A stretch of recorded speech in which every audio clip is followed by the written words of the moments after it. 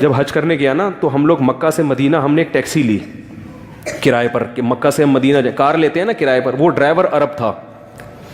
اس نے کیا کیا, اب مکہ سے مدینہ ہم نکلیں تو اس نے نمبر پلیٹ پہ چڑھایا کپڑا. وہ سعودی تھا.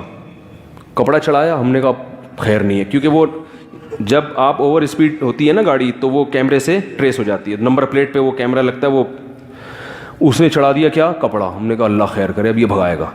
اور اتنی اسپیڈ سے گاڑی بھگائی ہے اس نے, اتنی اسپیڈ سے کہ وہ جو ٹریفک پولیس والے ہوتے تھے نا, ایک دو دفعہ تو ایسا ہوا کہ ٹریفک وہ جو انہوں نے وہ رکھے ہوئے ہوتے ہیں تکون سے روکنے کے لیے, اس کو بھی دھاڑ توڑتا ہوا نکل لیا وہ. اور پولیس والے پیچھے بھاگ رہے ہیں اس کے.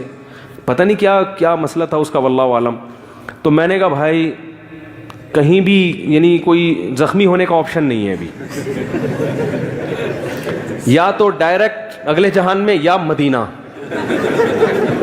تو مجھے شعر یاد آ رہا تھا کہ یا تو مدینہ پہنچ کے قبر رسول کی زیارت ہوگی, 50,000 10,000 نمازوں کا ثواب ملے گا, یا ڈائریکٹ جنت.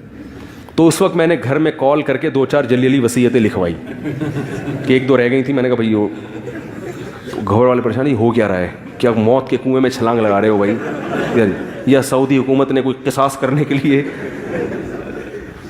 تو میں نے کہا ڈیٹیل بعد میں, کیونکہ وہ سمجھ میں نہیں آتی نا.